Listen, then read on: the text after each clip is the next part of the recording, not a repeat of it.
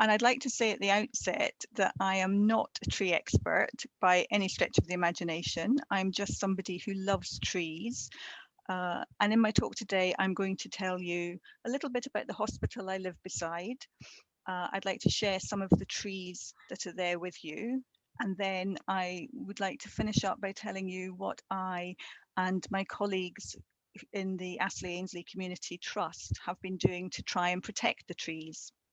So thank you for joining me. I hope you have a cup of tea or coffee with handy. I'll be doing quite a bit of talking to start with. So please just sit back, make yourself comfortable, and I hope you enjoy. Thank you, Maggie. Right, I'm going to show your video. Thank you.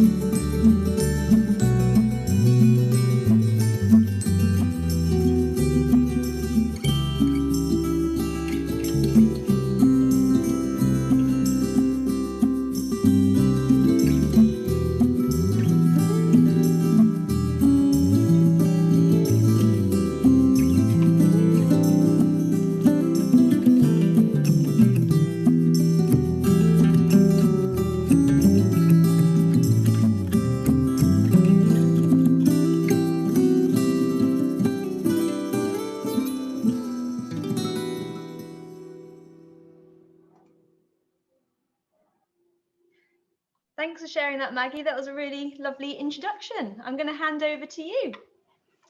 Thank you, Tess. And I hope you enjoyed that short film. It was filmed by Colin Fraser. And I hope it's given you a sense of the hospital grounds and some of the trees I'll be talking about later. So what I'm going to do now is I'm going to share my screen with you, and I'm going to turn my camera off just to maximize bandwidth, etc. Okay.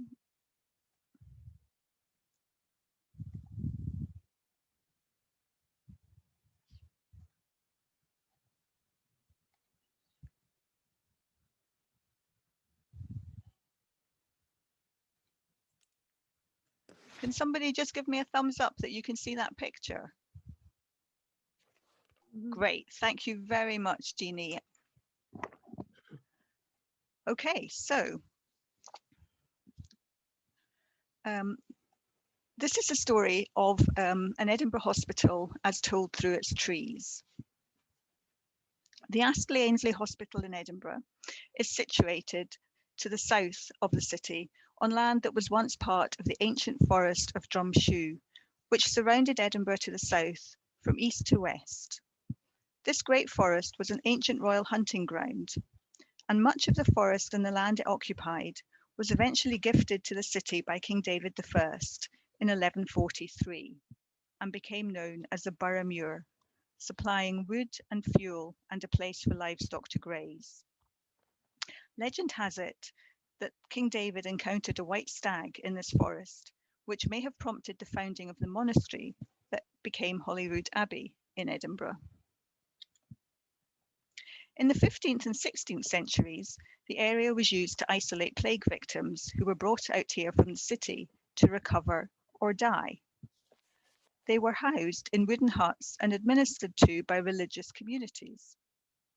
A little chapel dedicated to Saint Roch, the Dominican saint of plague sufferers, was built here between 1501 and 1504, but nothing of it remains today, and its exact location, together with its attendant graveyard and leper colony, is disputed, although circumstantial evidence suggests that these all lie within the grounds of what became the hospital. This painting by an unknown artist shows the ruins of the chapel in about 1790 and is part of a collection at the National Museum of Scotland. Several wells thought to provide water for the plague sufferers can still be found in the hospital grounds. As an archaeological site, it's never been investigated. In 1508, the city obtained royal consent to lease out the Borough Muir to raise money, and at this time there are reports of mass tree felling, with the timber being used for extensions to houses in the city. The land was then turned over to farming and eventually brought under feudal control. It was not until 1825 and an Act of Parliament allowed residential development to begin. The area was developed into 22 plots, the majority of which were about 3 acres, although some were larger.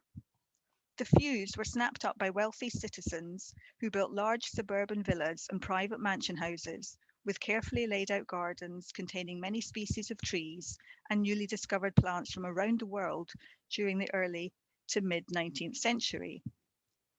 These houses were inhabited by professors from the University of Edinburgh, eminent doctors, and other intellectuals. And this sketch from Turner shows how the area must have looked in 1834.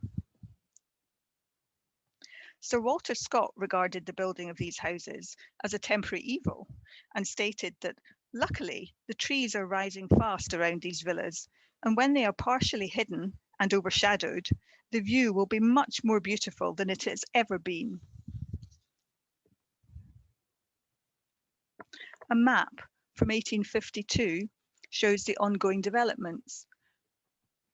And the sundial on the right, which is a picture I took yesterday, can be seen here in the middle of the gardens on the map on the left.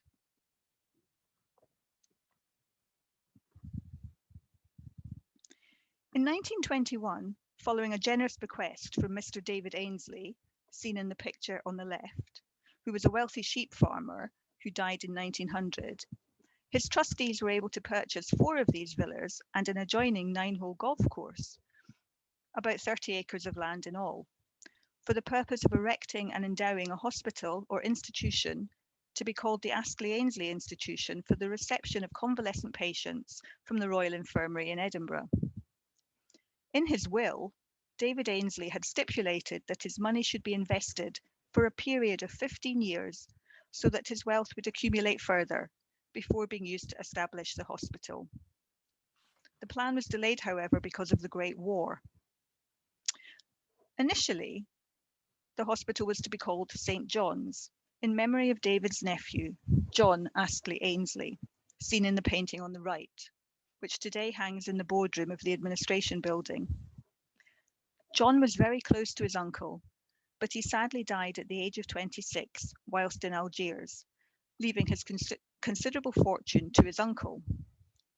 A subsequent codicil amended the name to the Astley Ainslie Institution, and an Order Confirmation Act to this effect was passed in 1929. It didn't become known as the Astley Ainslie Hospital until 1946, when another Order Confirmation Act was passed by Parliament, and the hospital was later absorbed into the NHS in 1948.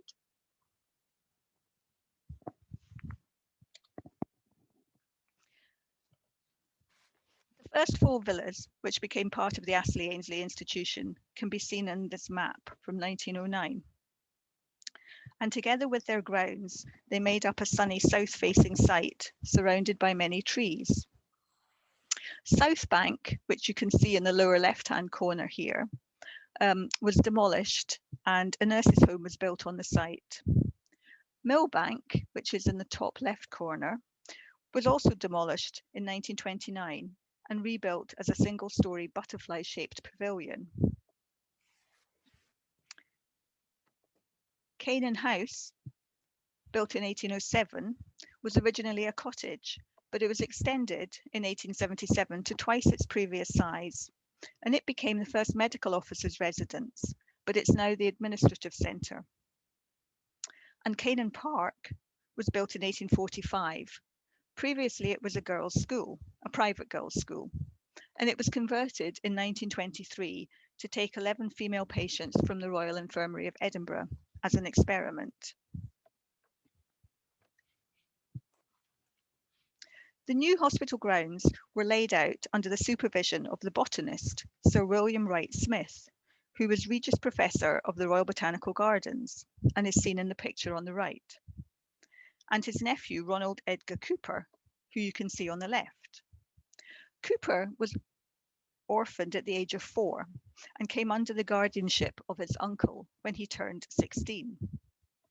In 1907, he went to India with his uncle, and while in Calcutta and Darjeeling, he studied botany and horticulture and accompanied his uncle on collecting trips to the borders of Nepal, Bhutan, and Tibet. He later became superintendent of the Mayamo Botanical Gardens in Burma. And on his return to Edinburgh, his first job as the head gardener, with 12 assistant gardeners to help him, was to lay out the grounds of the Astley Ainslie Institution for its official opening in 1930.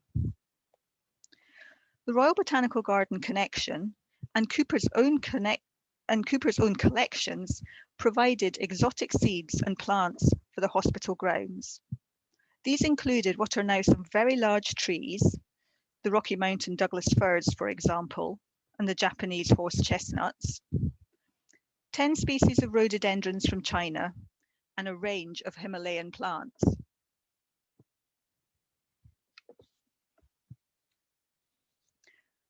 The aim was to provide convalescent patients with natural beauty, space, and clean air, and pavilions were built, as shown here, which were considered revolutionary at the time. Keeping patients outside in the clean, fresh air was central to the ethos of the hospital, and these butterfly-shaped wards were built with wide terraces so that the patients could be wheeled outside in their beds and remain outside in all weathers. And this map shows the location of the first 2 butterfly-shaped pavilions, which you can see in a darker shade down here. And these are still in use today. Pleasant surroundings and exercise were also considered vital. And at one time, the hospital grounds boasted 2 tennis courts, a bowling green, and a small golf course. There was also an orchard.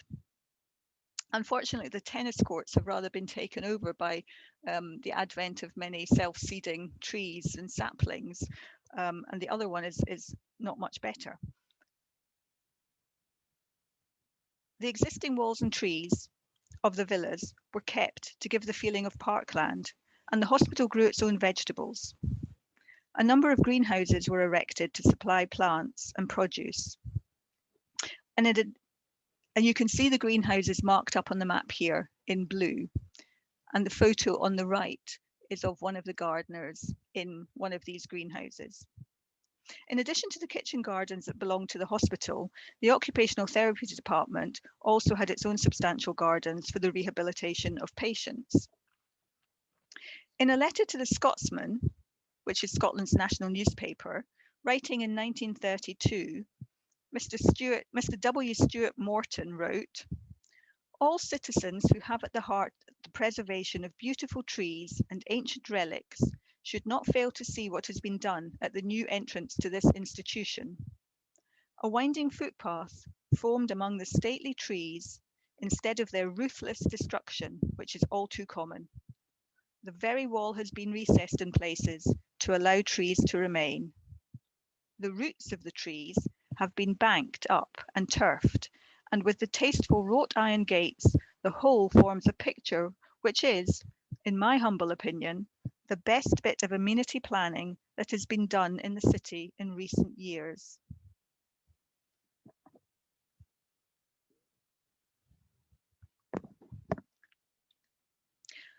When the Second World War intervened, the War Department took over the institution, and 3 wooden huts were erected in 1939, each designed as 45-bedded wards. They were opened by the Queen Mother and have been in use ever since. They are fondly remembered as housing the first College of Occupational Therapists in Scotland.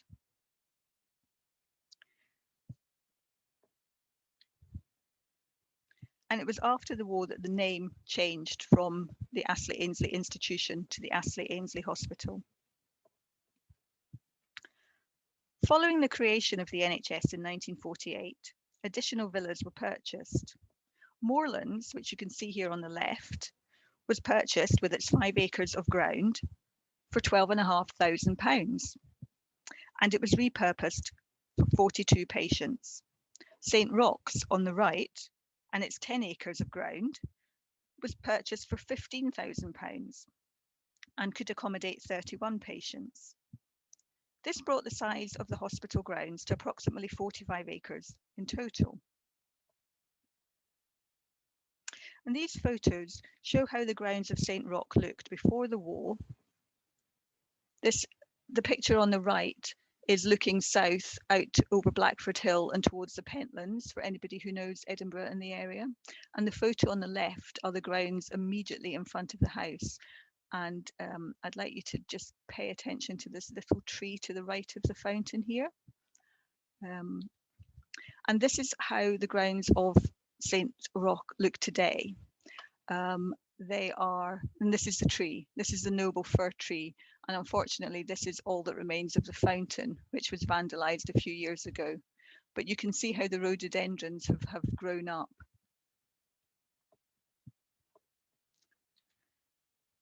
And this is an aerial view of the hospital following World War II.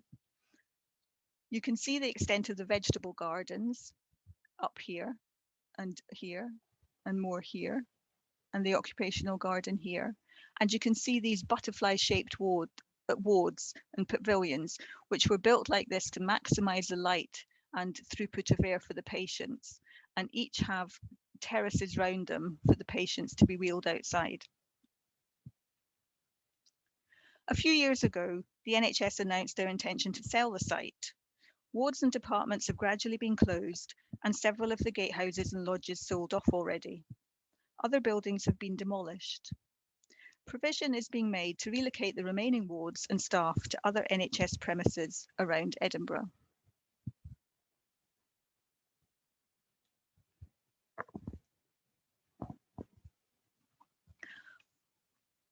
So this brings me on to the trees.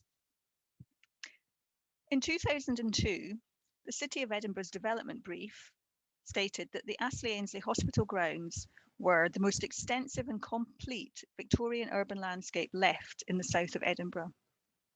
According to surveys undertaken in 1998 and again in 2000 by the City of Edinburgh, there are around 1,700 to 2,000 trees, consisting of approximately 60 different species. This does not include the plantation of spruce trees at the southern end of the hospital site. In the 1998 survey, it was noted that there were some very fine specimens, with some of them being among the finest examples in Edinburgh. And this tree-filled landscape is a key part of the green corridor which runs through Edinburgh to the south and into the hills beyond. The next few slides are just providing you with an overview of the different species. And as you can see at the bottom, sycamores by far are the most common tree here, followed by holly, yew, limes, cherries, and then the birch and the beech trees. And of course, there's a lot of self-seeding going on, so these numbers are increasing. Other species of tree in the Astley Ainslie grounds include cypresses, horse chestnuts, many Corsican pines, cedars, oaks, Scots pines. But the trees I'm going to focus on today are the rarest species of tree, of which there are only one or two. And I'm going to talk about some of these. The first tree I want to tell you about are the Atlas cedars. These are native to North Africa, in the Atlas Mountains in Algeria and Morocco, where these natural cedar forests have been coming under pressure from human activities in recent decades. They were introduced to Britain in 1841, and trees growing here often appear to be much more blue-green in colour than they do in Africa. The trees can reach heights of 36 metres or 120 feet. And in the Astley Ainslie, we have 3 Atlas cedars. Unlike other cedars, Atlas cedars flower in autumn. The male flowers are pinkish and slug-shaped, while the female flowers are green and round. Their cones, which you see on the right, are pinkish. Their cones, which you see on the right, are about 8 centimetres long and are shaped like a wasp's nest with a sunken top. They take 2 years to ripen before breaking up to leave a central spike. The Atlas cedar you can see in this photo on the left, planted in front of the 3 wooden huts, was planted on the 8th of May 1946 to commemorate VE Day the year before. A smaller Atlas cedar is planted in a small patch of lawn in front of Canaan Park Villa, which is now the administrative block. The tree is encircled by a wooden bench which bears a plaque in memory of Mr. George Bald, who was born in 1876 and died in 1946. Mr. Bald worked in the gardens for 45 years as a gardener and was head gardener for part of this time. The money for the memorial and the seat was donated by Mr. Bald's sister. And this is a picture of the other Atlas cedar. And as you can see from this picture, Atlas cedars have ascending branches, which is one way of differentiating them from other cedars.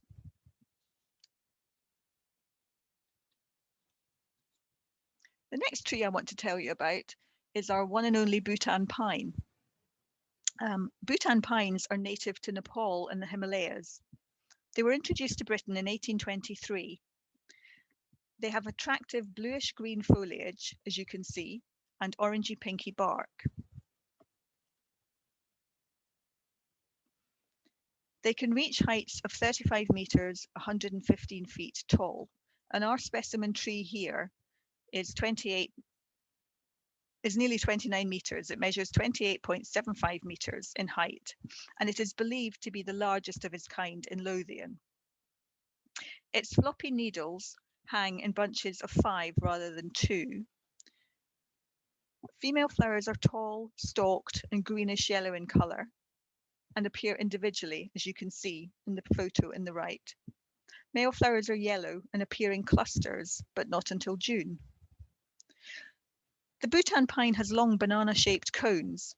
And mature cones are brown and often flecked with white resin, and they can be 20 to 30 centimetres long.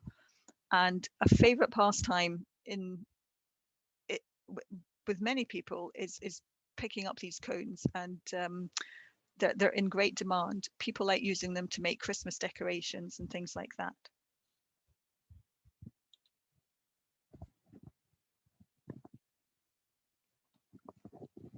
The next trees I wanted to pick out for you are the cedars of Lebanon. And there was an avenue of these trees running through the hospital. Not surprisingly, as their name suggests, they're native to Lebanon. They were first introduced to Britain in 1638 and extensively planted in the 18th century, where they were widely used by people like Capability Brown. They're very slow growing and long-lived, and their branches tend to be level. Their needles, which are dark green, grow singly on the current year's growth, but form rosettes on older shoots. And these trees can grow to heights of 35 metres or 115 feet. Female flowers are pale green and round, while the male flowers, which are brown, stand erect, releasing yellow pollen in the autumn. Like the Atlas cedar, the cones are barrel-shaped, but they do not have a sunken top. They take 2 years to mature before breaking up to release their seeds, leaving a central spike on the branch.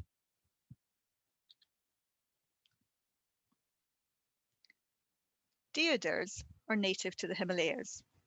They were introduced to Britain in 1831 and quickly became a favourite ornamental tree. They can grow to 33 metres or 110 feet. They tend to be more triangular in shape, and their foliage is a paler colour than the other cedars, and they have softer and longer needles. Their branches tend to droop downwards, which also helps to differentiate them from other cedars. Single needles grow in the current year shoots, while older needles grow in rosettes. Female flowers are green. Male flowers are erect and reddish-brown, releasing yellow pollen in the autumn. Flowers, however, appear less frequently on deodars compared to other cedars. Cones are large and barrel-shaped, ripening over 2 years before breaking up to leave a central spike.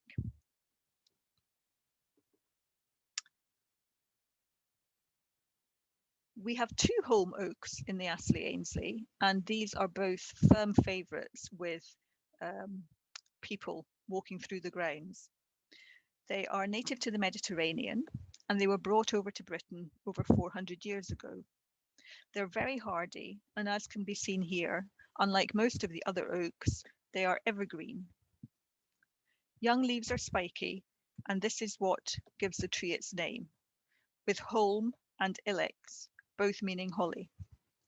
The leaves are dark green on top, but on the underside they are grey-white and soft, almost like felt, with hairs.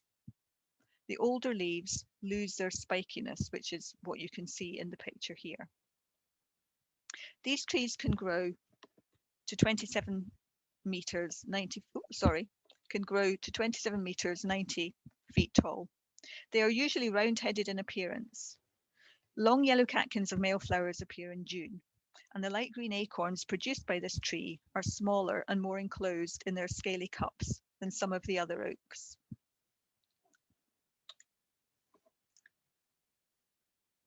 We have one monkey puzzle in the Astley Ainslie. The monkey puzzle is an evergreen tree native to southern Chile, where it is their national tree. Given the right conditions, it can live to be 1,000 years or more, but sadly, the natural forests in Chile are being drastically reduced, with the result that this tree is becoming seriously endangered. The Royal Botanical Gardens have ongoing links with Chile because of this. The monkey puzzle was introduced to the UK in 1795, but here it seldom lives for more than 100 years. It has a distinct appearance and can grow up to 24 metres or 80 feet in height. Trees are either male or female, so both are required for pollination.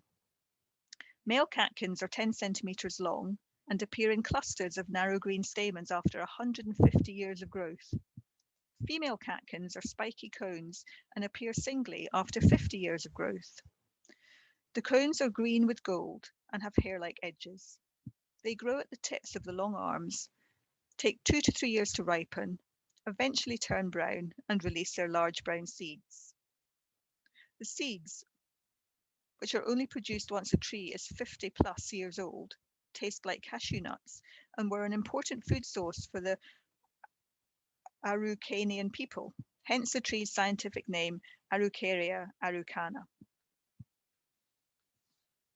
Unfortunately, there is only one monkey puzzle, as I've said, in the Astley Ainslie, so we don't get any of these seeds. It is planted in a small, densely wooded area, so it isn't seen here to its best advantage. But as you can see from the photos, this is a male monkey puzzle tree. The bark is thick and grey, and the trunk has many horizontal rings.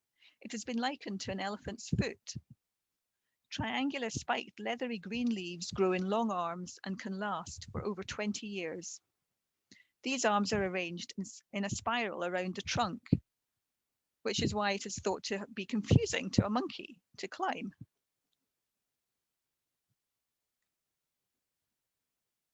The Monterey cypress was introduced from California in 1838 and can reach heights of 30 meters or 100 feet tall. Its leaves are very small, as are the flowers which appear in late spring, and the cones are large with leathery scales.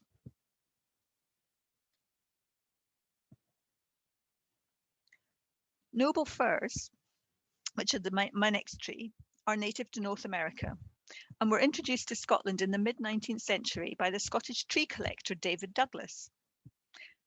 An evergreen conifer, it can grow to heights of 45 metres or 150 feet. The tree in the Astley Ainslie you see here is 19 metres in height. Its needles are blue-green in colour. Female flowers are yellow, upright, and have been described as being shaped like a pastry brush. The male flowers, as shown here, the tree is covered in them at the moment, are deep red and cluster under the branches. And I don't know about you, but to me, I think they look like raspberries. Large upright fir cones are produced with protruding downward turned bracts, which break up to leave a thin central spike.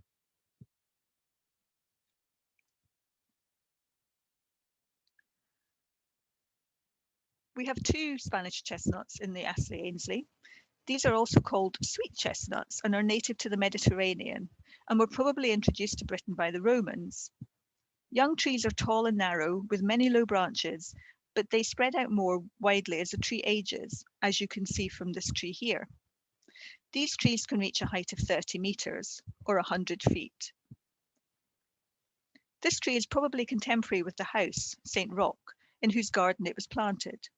And the house was built in about 1845, which gives you an idea of the age of the tree. The tree used to be encircled by a seat, which was held in place by 3 cast iron dragons, but today only small embedded iron fragments remain visible at the base of the tree. Leaves, which are just beginning to appear, are alternate with saw-like edges and parallel veins. Catkins have both male and female flowers, or are just male. Male flowers are like yellow tassels, whilst the female flowers are smaller and green and tend to appear near the base of the tree. And the bark, as you can see, often develops long spiral fissures.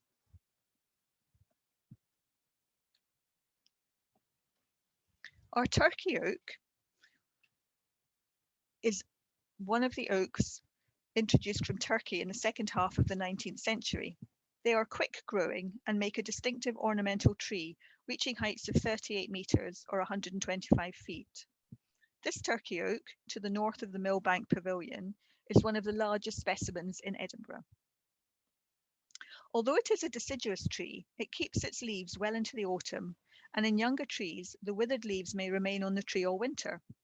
Its bark is more fissured and rougher than our native oaks. Rough, dark green shiny leaves are alternate with deeply cut lobes. But these leaves have just come out in the photo that I took yesterday, so you can see they're much softer and paler. Male flowers hang in dense branches, female flowers are small and inconspicuous, and the acorns appear in very mossy looking cups.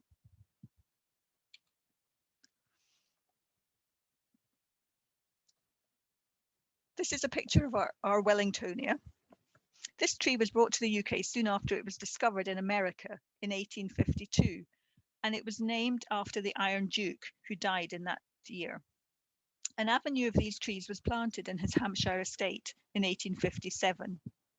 They are narrow conical trees with a pointed crown and branches which sweep downwards before turning up at their ends.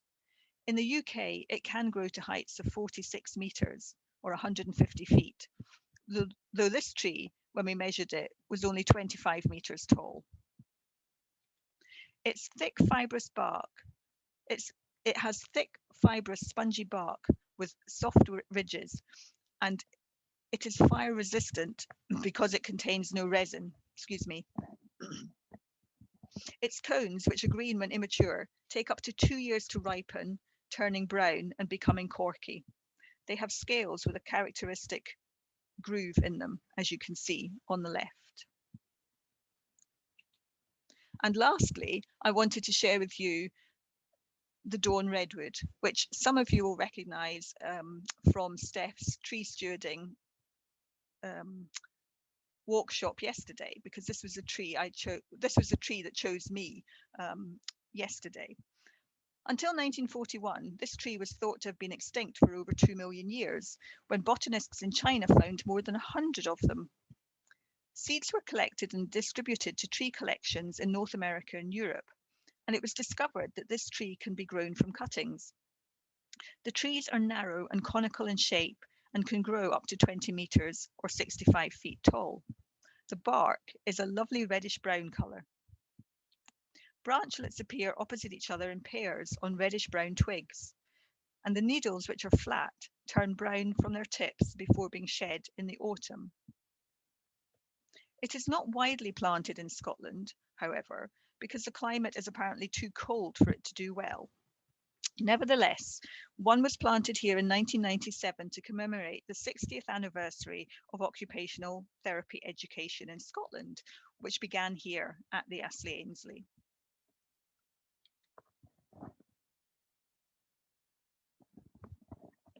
So for the last part of my talk, I would like to tell you what we have been doing about protecting the trees and what we would like to happen to them in the future.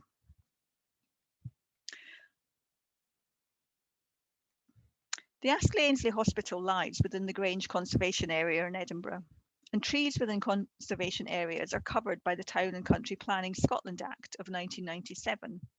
This act applies to the uprooting, felling or lopping of a tree having a diameter exceeding 75 millimetres at a point 1.5 metres above ground level. The planning authority must be given 6 weeks' notice of the intention to uproot, fell or lop a tree. Failure to give notice will render the person liable to the same penalties as for contravention of a tree preservation order. And as the City of Edinburgh's website states, tree preservation orders are used to secure the preservation of trees which are of significant stature, in sound condition and prominently located to be of public amenity value. When assessing contribution to amenity, the importance of trees as wildlife habitats must also be taken into consideration. There is a strong presumption against any form of development or change of use of land which is likely to damage or prejudice the future long-term existence of trees covered by tree preservation orders, and the removal of trees for arboricultural reasons will not imply that the space created by their removal can be used for development. Most of the trees in the Astley Ainslie have been covered since 2000 by their own tree preservation order. Unfortunately, while many of these trees have tree tags with identification numbers, I've not been able to access any documentation which provides a list of these trees and their corresponding tag numbers.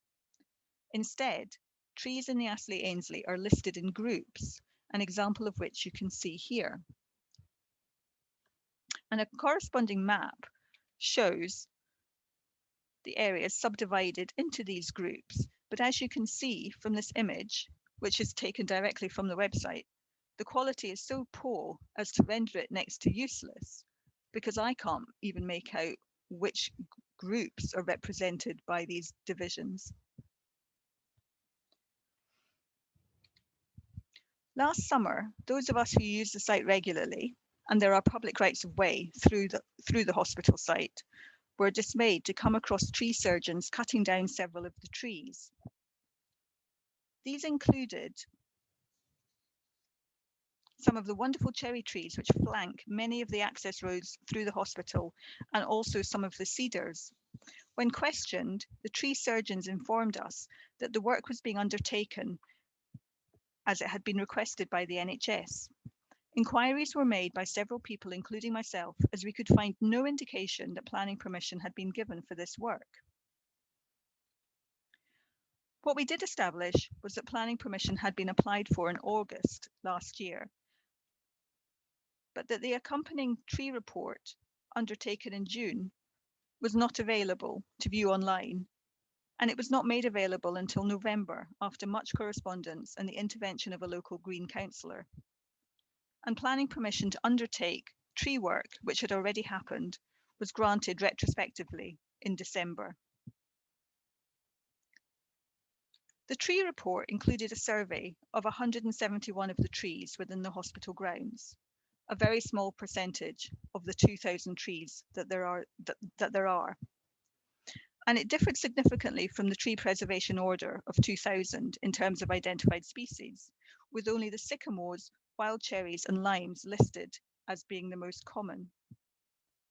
Many of the most significant trees, for example the Bhutan pine or the monkey puzzle or the Wellingtonia, situated in prominent positions on the site, were not included, and this concerns me. Other threats to the trees include the danger posed to them by vandals. And this is a picture of a willow with a branch that was torn down sometime overnight on Friday last week. And this is one of the problems as the NHS departs from the site and more of it becomes vacant. Groups of teenagers and others are making use of the site for recreational purposes.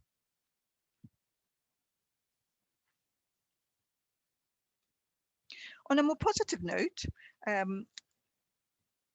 I'd like to tell you about what we in the Astley Ainslie Community Trust have been doing to raise awareness of the trees. Pre-lockdown, the Astley Ainslie Community Trust organised free guided tree talks in the hospital grounds.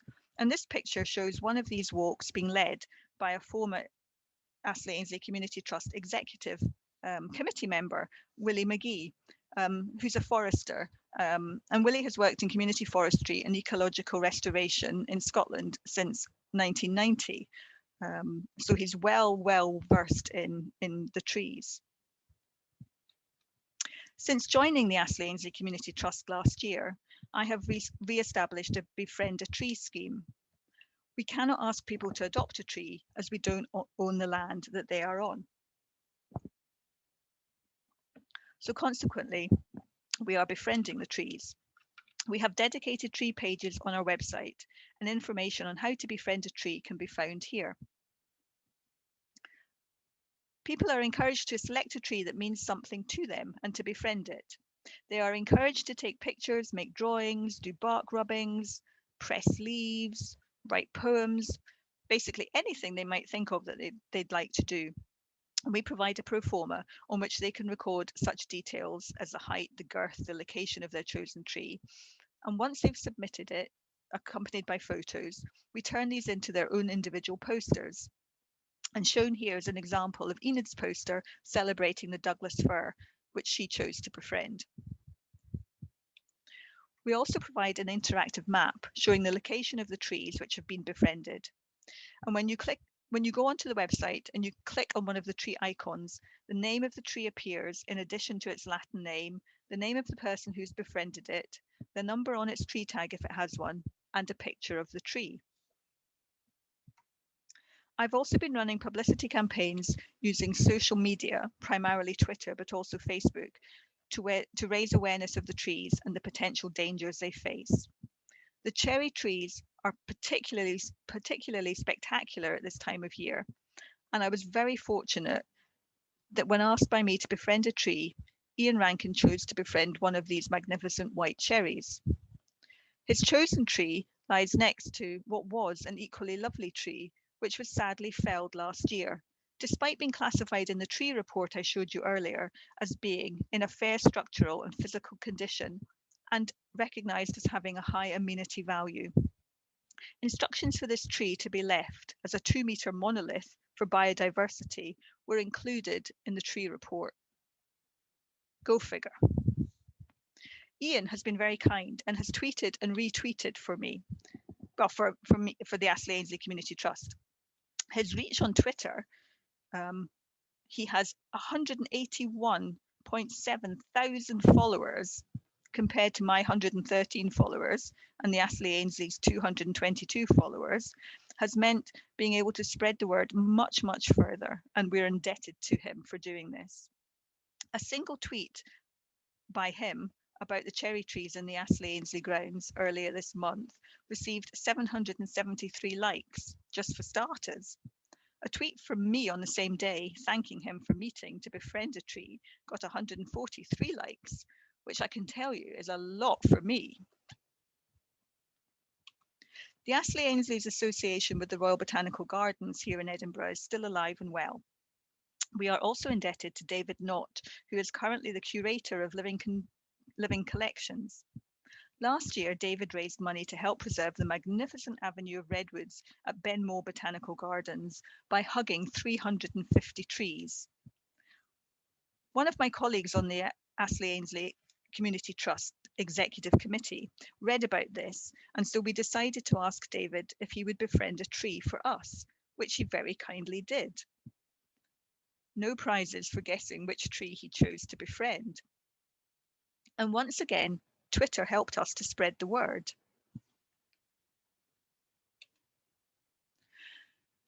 But in terms of protecting the trees, I'm very conscious that we need to do more.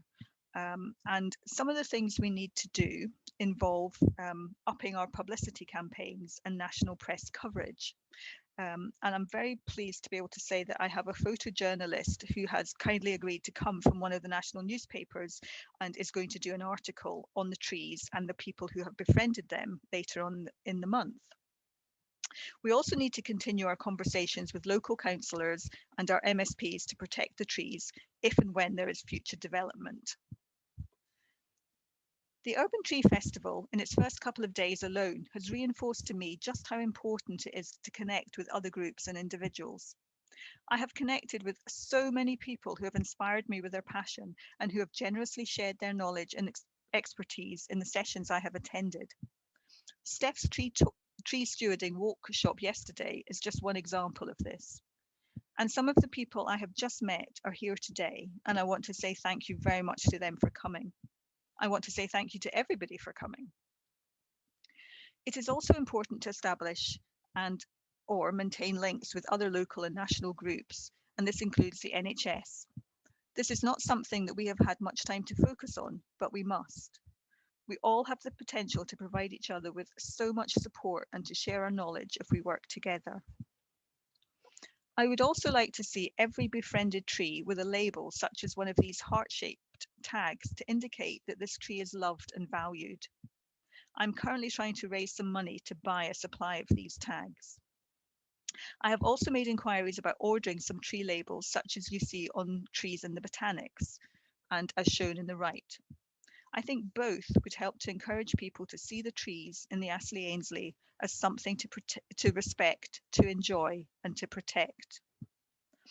In terms of my hopes for the future, I don't think I can sum things up any better than a local historian, Charles Smith, did, who wrote in 2000, "The future of the beautifully situated Astley Ainslie Hospital with its ancient historic associations is not clear. It is to be sincerely hoped that whatever development takes place, the many fine and varied trees are preserved to contribute to the sense of peace that pervades this historic location." And lastly, thinking about how you can help if you've been inspired or are interested in what we're doing. There are many ways to keep in touch. You can email me. You can follow me on Twitter. You can follow AACT, the Astley Ainslie Community Trust, on Twitter, on Facebook. You can befriend a tree for us. You could join us, the Astley Ainslie Community Trust. Membership costs £1. You could consider making a donation to the Astley Ainslie Community Trust, or you could purchase a copy of our journal, Leaves. This costs £10 and is a beautiful, beautiful journal full of lovely photographs and writing, which has inspired many already. I've written a blog about this, which should be up on the Urban Tree Festival website, if not today, then very soon. So I would just like to thank you very much for coming today and being here. And I would like to acknowledge all the many people who have helped me prepare this session. I've listed them here, and forgive me if I haven't listed you here, but thank you everybody. And I will stop sharing my screen now. Thank you, Maggie. That was really, really interesting and some lovely imagery there. Really, really brilliant. And I definitely learnt something. The monkey puzzle tree is one of my favourites, and I definitely yeah, learnt some stuff for you. My question to you is, do you have a favourite tree, Maggie? Oh, well, as I said yesterday, I think we really are spoilt for choice in the Astley Ainslie. I love the holm oaks. I do really love the holm oaks, but I think after yesterday, my favourite tree has to be that dawn redwood. I just went and sat with it for a while, and I love it. I love its bark, and I love the way it changes. So yeah. Good choice. Good choice. We've got a couple of questions that have come in. One from Rhiannon. So, how much do these the heart tree tags cost? Um, That I don't know yet, because the only place I've found them is an American website, and at the moment trying to order from there is proving quite difficult. I've and lockdown has made it quite hard. I went into one of these key, shoe repair shops that sells keys and replacement keys, because they have a lot of tags, dog tags and other tags, but they didn't have anything heart shaped. So if anybody knows that if anyone knows of anywhere in the UK that I could obtain tags, I'd love to hear from you and know about it. Brilliant. So yeah, Maggie has provided. I popped her contact details into the chat function. But following this talk, I'll also send a feedback form, and I'll include them in there, Maggie, as well. The links to the trust, etc., and Lovely. your account, so people will be able Thank to you. contact you if they've got any questions, or if they want to get involved and support. Another question from Rhiannon, actually. It's so when the NHS has finished selling off the hospital, will all the land be in private ownership, and how does that affect the tree preservation orders? You know. That's a great question. And I think the short answer to that would be I would like to direct you to the Astley Ainslie Community Trust website, because you will find a huge amount of information on there.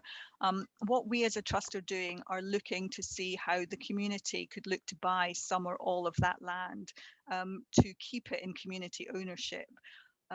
Tree preservation orders, from what I understand, tree preservation orders are there, and they would not be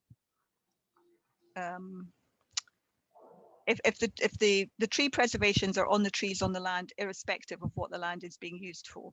So tree preservation orders should help, but as we saw last summer, they don't necessarily protect the trees, because many of the trees that came down had tree preservation orders. Great. Okay, that's really interesting. A few people have come back saying maybe partnering with the Edinburgh Tool Library. They might be able to. Oh, great. Yeah. Make a note of that one. Thank you very much. Thank you, Jess. That's brilliant. And yeah, brilliant, Maggie. Thank you very much. So it's nearly 5 o'clock. So I think we've had most of our questions already, but thank you so much for that, Maggie. Thank you from the Urban Tree Festival for all of you who have joined today. It was a really, really interesting discussion. I'm going to pop in our donate button. So if you have enjoyed this event today, please do consider donating. We are a community-led festival and really, really rely on donations. So yeah, thank you everyone. Thank you, Maggie. It was such an in-depth talk, and we really, really enjoyed it. And yeah, thank you, and hope to see your faces at some of our other events throughout the rest of the week. I'm going to end the meeting now. Thank you very much, everyone, and yeah, catch you soon. Bye-bye. Thank you.